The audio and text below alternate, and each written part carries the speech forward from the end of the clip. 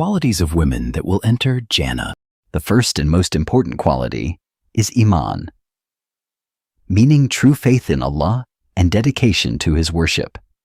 The Quran gives an example of the wife of Pharaoh who chose faith despite the dhulm, oppression of her husband.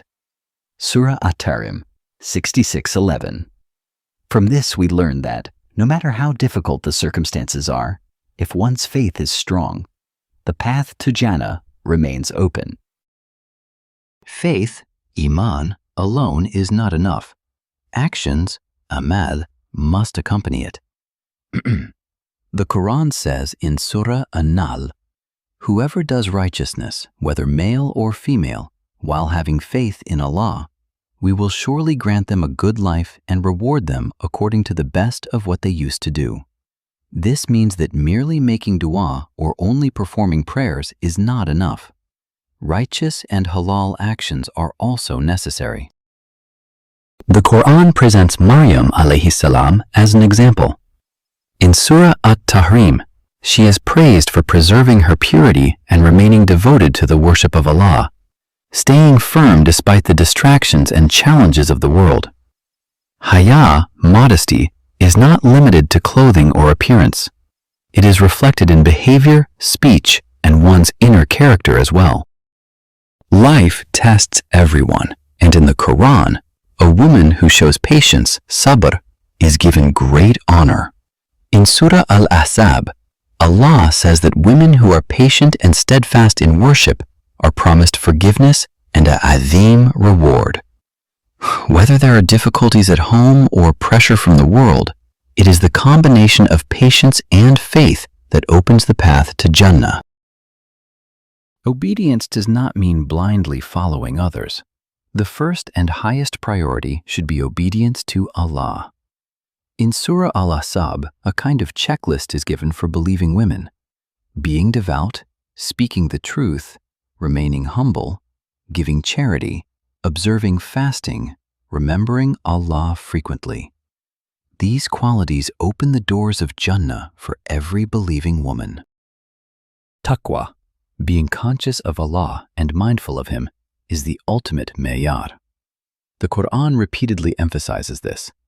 In Surah Al-Hujurat, it is stated that the most honored in the sight of Allah are those who have the most taqwa, whether male or female. Neither beauty, nor social status, nor wealth matters, only taqwa. Now that we have understood, according to the Quran, the qualities of a woman who enters Jannah, let us now turn our attention to the traits that can lead towards Jahannam. Kufr and losing hope in Allah are among the first reasons that lead towards Jahannam. Kufr means rejecting faith in Allah. A woman who denies Allah's commands or commits shirk, associating partners with Him, is given a clear warning in the Quran.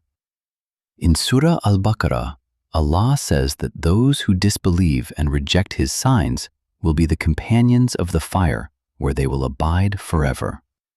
This shows that without Iman, no matter what actions a person does, they hold no value in the sight of Allah. Bad deeds and following one's desires, nafsaniyat, are another major cause that leads toward Jahannam. Faith alone is not enough if actions are corrupt. This includes dhulm, oppression, lying, earning through haram means, and taking away the rights of others. In Surah An-Nisa, there is a strong warning for those who commit injustice and wrongdoing.